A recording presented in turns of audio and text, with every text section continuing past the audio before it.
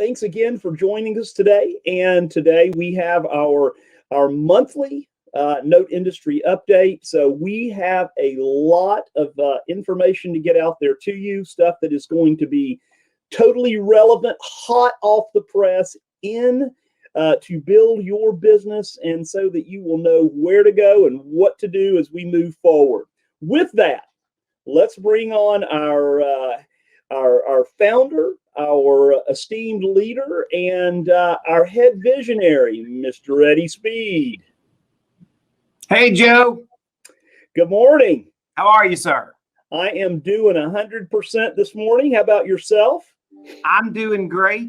Once again, I want to thank you and several people on our team that do a great job of helping me gather data and scrape information. In fact, as we go through it this week, Joe, keep me straight, because I know you know a lot of these data slides very well, sometimes better than me even.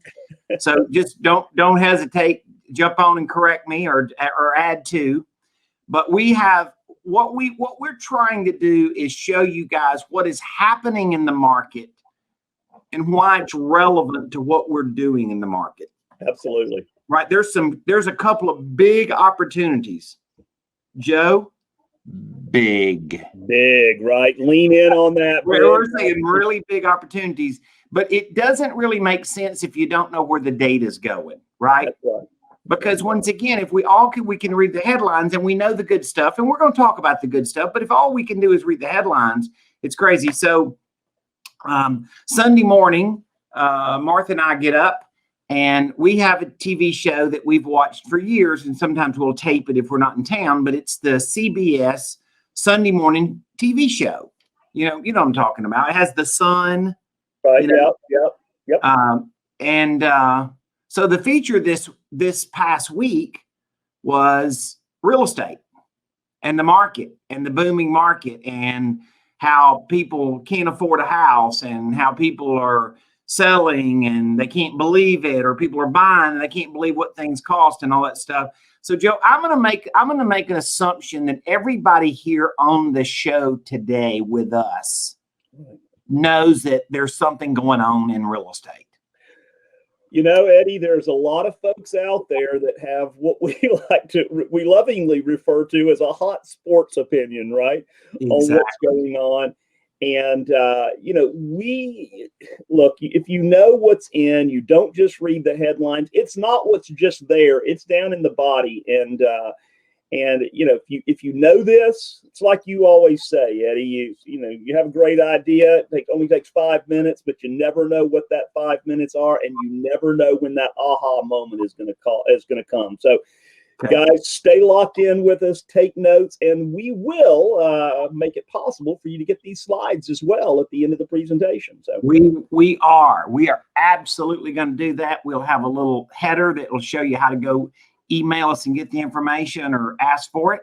And so we would love to provide those to you. And a lot of the data slides that we have, I'll tell more of the story without trying to read everything in the slide, but a lot of people like to look at the slides later, and that's cool. So I call this presentation once a month now, Joe. I've kind of renamed it. I call the market behind the mask, right? The market behind the mask. I like that. We need to get our little guy out there with the mask on, right? Well, yeah, we do. So I've got should be sharing my screen here if my team will help me get that going. And you will see my little guy with the mask, right? Right. And how does this affect our piggy bank? Lots to say about this, Joe. Lots to say. Absolutely. All right. Well, let's get this party going. The market beyond the mask. Now, once again, you kind of know we're going with a theme here of the iceberg, right? What's great and then what's not so great. And understanding the correlation of those two variables. And that is what I have learned that leads everybody in the entrepreneurial world. Entrepreneurs, Joe, get paid the most to solve problems in the market. So where are things great, and where can I take advantage of that? And where are things not so great, and how can I solve a problem? That's right. Right. So what's great? Well, the stock market is still roaring, right, Joe? Everything is awesome. Let me ask you a question, Joe. If you won the Powerball lottery this week, would you just text or email your stockbroker and say, I'm coming in Monday and I'm going all in? You know, Eddie, knowing what I know, absolutely not. So we're not saying it's not good, but we're saying there's some interesting things behind it. Right. A lot on Facebook about Bitcoin, right? Yeah. I'm in a lot of Facebook groups with very active real estate investors, and the popular side bet has always been Bitcoin, and that and Tesla. Right. So it's interesting. Tesla stock is going down, but Tesla prices of cars are going up every week. Yes, and you know, Eddie, I was reading. It was a piece on Dr. Burry, you know, from The Big Short, the gentleman that he took an $800 million short on Tesla the other day. So that was interesting, right? Wow. He's a smart guy. You and I have our Tesla buddies. Yes, we do. Yes, and we do. One of them reminded me not long ago that his car is the car that he has is going up $500 per week. So most Tesla models are going up per week, $500. Well, Joe, I think that's called inflation. That's called inflation. And, you know, Eddie, I was thinking about getting a Tesla to be more, conscious of everything. But then I was talking to a local mechanic here so that I could have that electric motor taken out of that and a big old gas Hemi put in that thing, right? I've got one of those Hemis. I know you do. I can't wait to see it. Exactly. All right. So, Joe, you have a good data slide here that really talks about the price of real estate. And I think it paints a pretty good picture. And by the way, does everybody know what FRED stands for? That's the Federal Reserve. Mm-hmm. And so the St. Louis Federal Reserve. And so, Joe, if we're wondering where real estate is going, that seems to answer our question. You know, you're absolutely right. I mean, look at how crazy that is. I mean, you have the 8, 7, and 8. You know, the piece before the Great Recession where we have that bump. But then look at that. Yeah, and look at in the last year. Look Mm-hmm. at that. Look at that market. So we're all experiencing it for sure. We totally get it. And mortgage credit, Joe, is loosening up a little bit. Right. Right. It's not unbelievable. Credit is about 30% of the people that could get a mortgage before the virus can't get one now, but it's improved over the last 2 or 3 months, about 5%. And so so if you watch this chart here and this article about it, you can see that it did rise. Mm-hmm. In April. It rose 2.2%. So a little more people. So good news for people that are looking for credit. And you can see. Did you look at that last sentence down there at the bottom of that slide, though? There's still 2 million people that are still in a little bit of, Yeah, we got it. We're going to talk a lot about that. Yeah, absolutely. And by the way, we're going to talk a lot about that. Yes. So mortgage credit availability chart, and a lot of people really enjoy us providing this. So once again, this shows you the decline, Joe, right? And once again, we were at the bottom, call it here, and we have seen a little bit of an increase. So we still say now, if you went from where we were before the virus to now, that's about a 30% drop in people that can get a mortgage. Right. So I'm putting this on the good side today, Joe. I'm not putting this as the negative. I'm putting it the positive because it has increased a little bit. Now, what we do say, Joe, is for all of these people that can't get a mortgage, why not have another good side? Why don't you offer seller financing? How about that as a good side, Joe? That's exactly right. And, Eddie, that's always been, the biggest solution, especially for me and my business and Note School and all of our businesses, right? It's always been that seller financing piece. Yeah, no doubt. So how you like that sign, Joe? Well, it is, right? It's on It's fire. on fire. It's on fire. Top 5 markets, Phoenix. I was just in Phoenix and spoke to group San Diego, Seattle, Boston, and Tampa. And those are, let's just call them raging markets. Yes. And Joe, there was an article on our Dallas Fort Worth deal last week, and there was a house listed, Joe. It was listed on the market for $1 million. Okay. Mm-hmm. And that was the list. And it sold, Joe, for 1.3 million. And as Forrest Gump said, Joe, that's all I got to say about that. Yeah, and of course that the appraiser, when the appraiser appraised place, said it was worth $1 million, right? And that's one thing that's interesting, and just we've said this before, but it's worth emphasizing. This overage amount, mm-hmm. This is not going towards the down payment that they're calculating on their loan, and also it is coming straight out of their cash. That's right. Right. So that's an interesting market scenario. So the average overall is about 13.2%. And we all know it is a red hot market. And but Joe, there's something that happened here that's a little weird. A little weird here, Joe, because really what happened is, where am I trying to find myself here? Oh, existing home sales fell 5.8 million from 6 million. So existing home sales, Joe, fell in April. Mm-hmm. Why? Well, as we know that we're short from about 4 to 5 million properties as to where we need to be in a healthy market. So there's not enough listings. Joe, I want to ask you something. I have read that same data. Mm-hmm. Joe, there's about 1 million houses on the market. Yes. There's 1.4 million realtors and 1 million houses on the market. Just saying. That's a little bit of a discrepancy. So I went to a high-end mastermind group and John Burns, very renowned speaker, was speaking there, and this was in December of 2018. Right.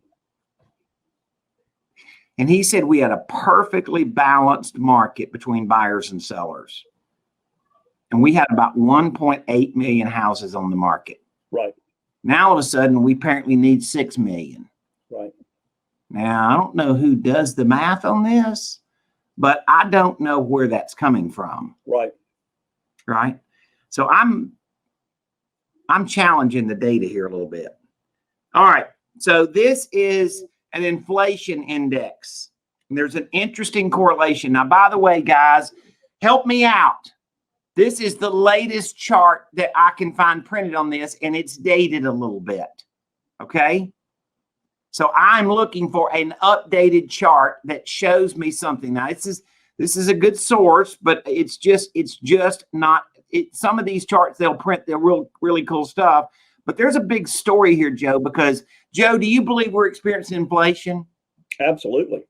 Okay, so you're saying it costs more to go to the grocery store, it costs more at the gas pump, it costs more, like the car dealerships are not discounting cars. Costs more at Home Depot. It costs more at Have you looked at a used car? Yeah.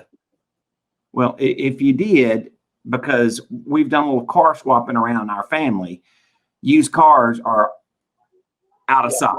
Okay. So we're experiencing inflation, but the deal is, Joe, there's always been a correlation between the median home prices and inflation prices.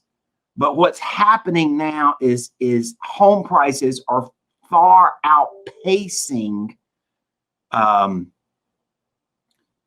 We're outpacing where inflation is. And Joe, the last time that happened, that didn't turn out to be an amazing thing. Yep. So I'm paying a little attention to this, Joe. In other words, at the end of the day, I had an old fellow told me back in the 80s, and I was asking him about why people were buying certain things. And he says, Eddie, sometimes we reach a bigger fool market. When you buy something, you're looking for a bigger fool than you. Okay. Now, you can draw your own correlations to how you think that relates to the market. And if you don't see any of that, well, then you can disregard it. If you think there's something to that, then it also affects some decisions that we make. It also affects some opportunities that we see, Joe. I don't have any problem properties at the moment because to be perfectly honest with you, Joe, I've sold every problem thing I got. Right. We had this last month, but it's worth looking at again, and that is the ratio of houses that are listing over market. And we're seeing that trend, and it's obviously literally more than 100% of the houses listed are selling more than the listing price. That's an amazing number. Joe, we are seeing new residential sales that are definitely showing us a trend in the market. But as we said, you know, in the last piece here a little bit ago, we are down on the number of sales right here. We're down. Yeah. It's not that people don't want to buy it. It's that what, Joe? It's the inventory. There's nothing to buy. Lack of. Yep. Yeah. Pretty interesting. Yeah. It's all about FOMO, Joe. Yep. Yep. For fear of missing out. All right, so let's talk about what's not hot. Got a lot to say here. And this is a pretty cool little image here, Joe. You ever had your sink stop up? I have. Well, there's some stuff in the drain here, Joe. There's some stuff in the drain here that we got to talk about. So pieces of the NPL market, we have the original, the pre-recovery NPL, the legacy NPLs. We have the new NPLs. NPL stands for non-performing loans. It's an industry acronym. And we're going to see the first wave of this get the delinquent assets get pushed through. So Joe, there was a good many loans that were delinquent before the virus hit, and they didn't get foreclosed on. So there were loans that were problems before even the virus started. And then there were loans, Joe, that were problems after the virus started. The combination of those two are things that are going to be called kind of the waves of this. So, Joe, a lot of people think all the delinquent loans, all the loans in forbearance are going to get pushed into modification. Mortgage servicing experts don't believe that. Right. Exactly. We're going to try. But nobody really believes that's going to happen. Right. So what happened, though, that makes defaulted loans gigantically different this time from 2008 is 2008, everybody owed more than their property was worth that was delinquent. Not everybody, but a giant percentage, right? They were underwater, right? They owed more than the house was worth. This time, that is definitely not true. And this is an amazing stat. Right? Like literally, Joe, this is their debt. Yep. And obviously, as you see here, this is what is their equity. And that is, so Joe, theoretically, if everybody's in trouble, would just list the house with a realtor and sell it, they'd all come out and wash their hands free. That's right. I had a guy in my office this week. He has worked for a hedge fund for a number of years. He has traded tens of thousands of delinquent notes, tens of thousands, Chaz. Right. And he's telling me that the data sheets that they're seeing on defaulted loans, that these people, a lot of these people, believe it or not, have like vacated the property. He looked at a spreadsheet. Now, this was only, call it 300 loans, right? So this doesn't represent an entire market. But 60% of these houses were, guess what they were, Joe? Vacant. Mm-hmm. So it's very interesting, like how people are going to react to this. So the foreclosure activity, Joe, I would say is going up, right? These are state foreclosures, and it shows you the level of activity and the number of foreclosures in these specific municipalities or in these specific counties, Joe. These are just counties. So this just gives you a sense.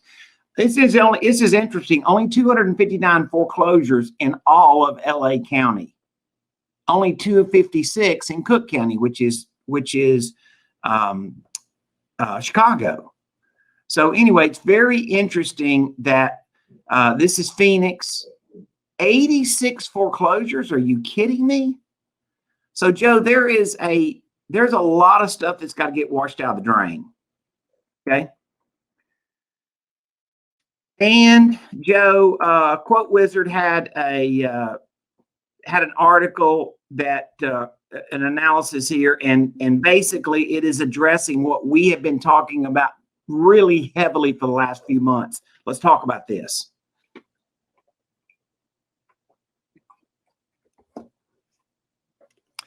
All right, so what we've got here is housing costs have risen, and the disparity in the people that have had unemployment and the disparity of people have had interrupted things. Like, what is it is going to happen to these homeowners and renters? How are they going to pay the rent? Or where are they going to go? You see, a booming real estate market is awesome, except for the fact that the booming real estate market has to match the people that are going to occupy the houses. And if that's it, and affordability is a major thing. We're going to keep our eye on this. There's much to say about this. Top 10 states with a percentage facing foreclosures. Okay. Percentage of the people facing foreclosures. You get this, Joe? Those are huge numbers. 14%, 12%. Wow. Look at Texas, 8.8. Everything's great in Texas, Joe. What are you talking about? Bigger and better in Texas. What are you about talking South about? Carolina? Everything's awesome in South Carolina. New Jersey, it's just, well, I mean, heck, Joe, what's wrong here? In other words, the data, this data is not in the headlines we're hearing on the mainstream news every week, right? And this, Joe, is represented of the 10 states with a percentage of people behind on their mortgage. Right. Top 10 states: Arkansas, Mississippi, New York, Georgia, Connecticut, Delaware, New Jersey, Texas, Nevada, and Louisiana. Yeah. No geographic pattern to that, Joe. None at all. It's all over the place. Okay. Big thing here is that headline is April's biggest spikes in foreclosure starts. But let me just tell you this, Joe. Virtually all of these foreclosures are people that have vacated properties. Now, that's pretty interesting. Apparently, Washington has let's just say, Joe, they've at that rate right there, I'd say they've increased a lot. What do you think? Yeah, absolutely. Right? So Washington and New York, Kentucky are obviously the top three of that. And so you, as you can see here,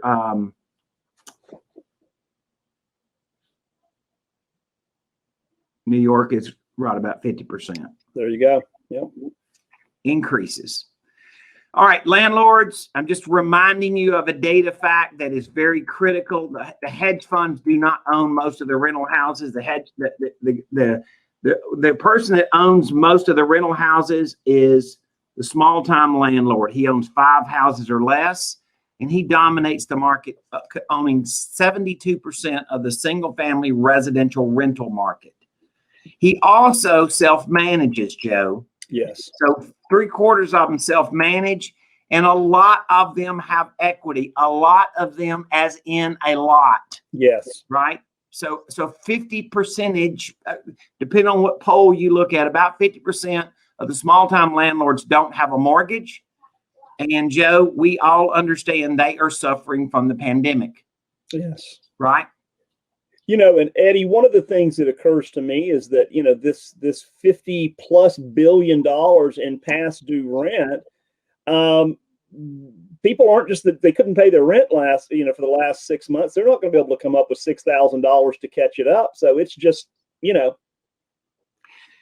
So my strategy is that you buy from landlords and structure seller financing, because they can trigger their capital gains this year, Joe. And that's going to be a critical thing. So they can trigger their capital gains, but take their income over time. Correct. They can take their gain over time. This shows you the states that are in the darkest blue are people that are more than 20% delinquent in their rent. More than 20%. Mm-hmm. So there's let's see, let's count them. 1, 2, 3, 4, 5, 6, 7, 8, 9, 10. Let me get my right pen here going, Joe. About 17 of those if you count the ones below New York there, right? California. Yep. What is this? Nevada. Yeah. This is Kansas, right. Oklahoma. I may not be doing all the codes right. correctly. Louisiana, my home state of Mississippi, Georgia, Tennessee, Georgia. What is this? Illinois. Yeah, you're right. And then I don't even know that I can get all the Northeast states correct, but New York, Connecticut, right, New Jersey.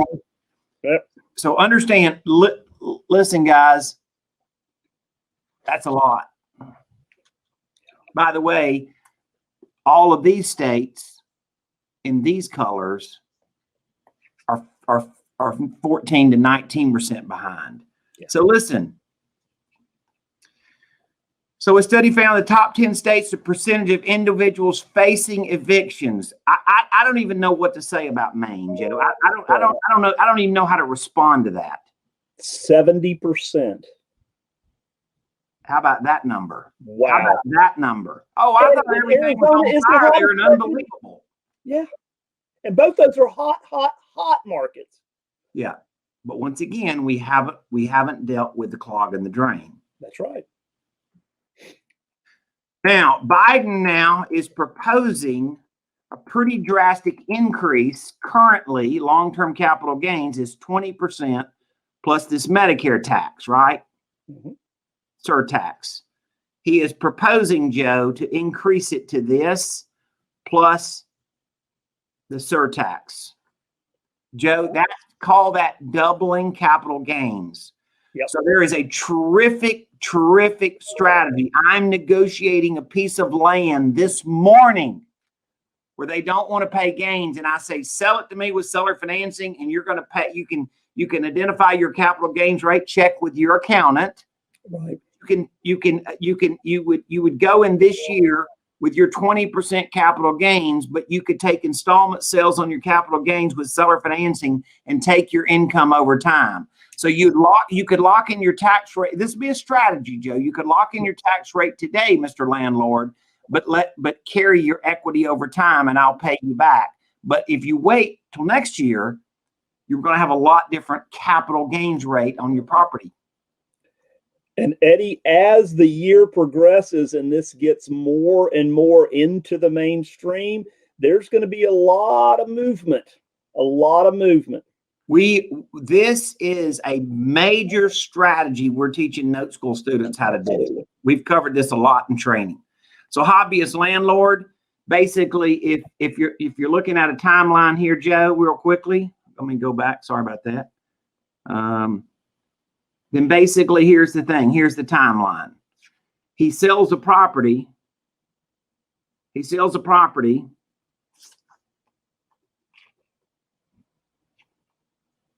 2021 at a 20% capital gains rate. Right. But he takes the payments in future years. Now, Joe, we're not giving tax advice, but we're told by experts that rate will then still remain at what?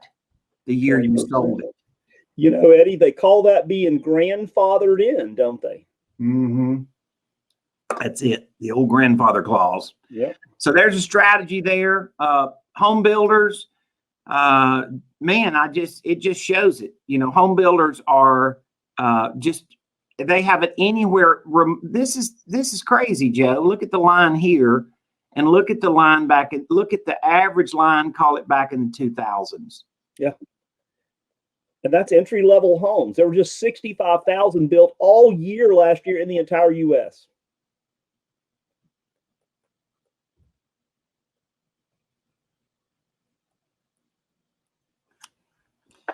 So the deal is the home builder is really struggling with affordable housing. Affordable housing is going to be a thing that we're going to talk about a lot. Well, the framing cost has seemingly gone up on building a new house, Joe. Just a little bit, right? Mm-hmm. Crazy out of sight, up 83%. This number is slightly up a little bit, Joe. It was at about $2.5 billion per month in principal and interest payments, and now is at 2.6. So same thing that we talked about.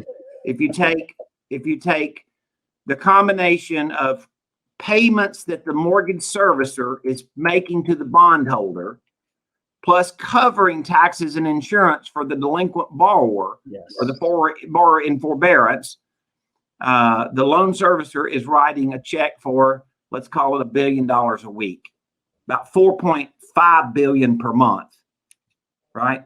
And we do have a question, and that is, how is this going to shake out?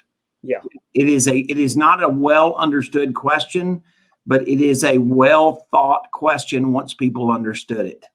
right. Right. All right. So Fannie Mae announces its first big loan trade. So here you go, Joe. The dump of non-performing loans. Is it coming? Everybody I know says it's a coming, baby. It is a coming. So this was 88,000 loans totaling 1.6 billion. And so this is the first, and Joe, if you want to get your bid sheet out, these are when the bids are due.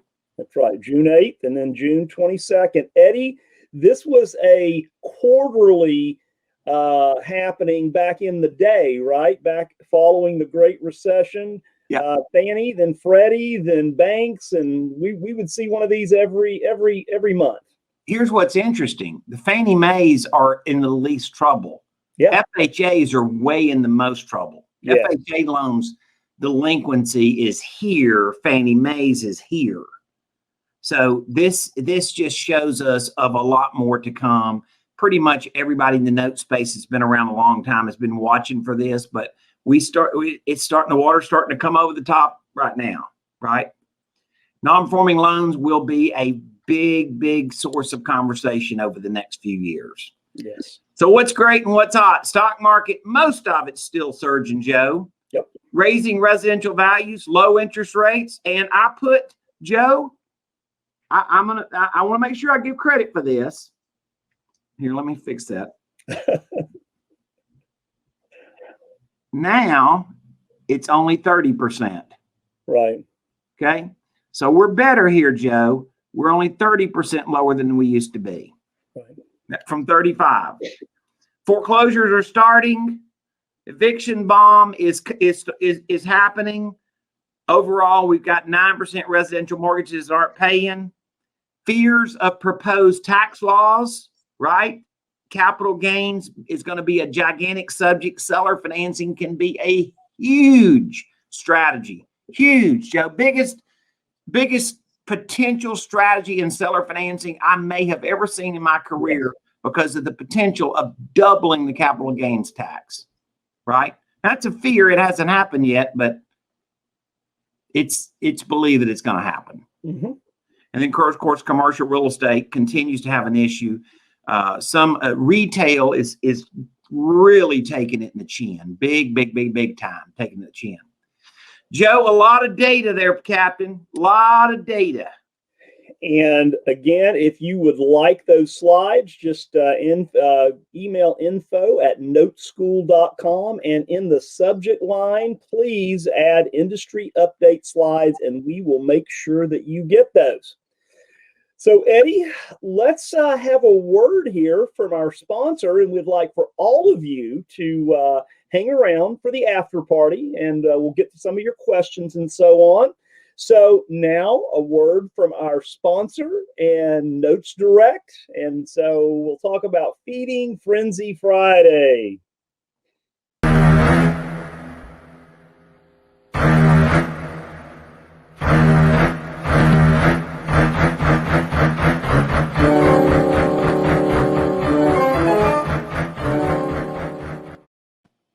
All right, I have to laugh every time I hear the Jaws tune there go through. Feeding Frenzy Friday. Notes Direct is our sponsor at Note School TV, and every Friday, Mr. Brian Lochner and Scott Tyler have Feeding Frenzy Friday, and in that they are going to showcase an asset and go through the due diligence and point out the, as we always do, the positives and the negatives from every deal.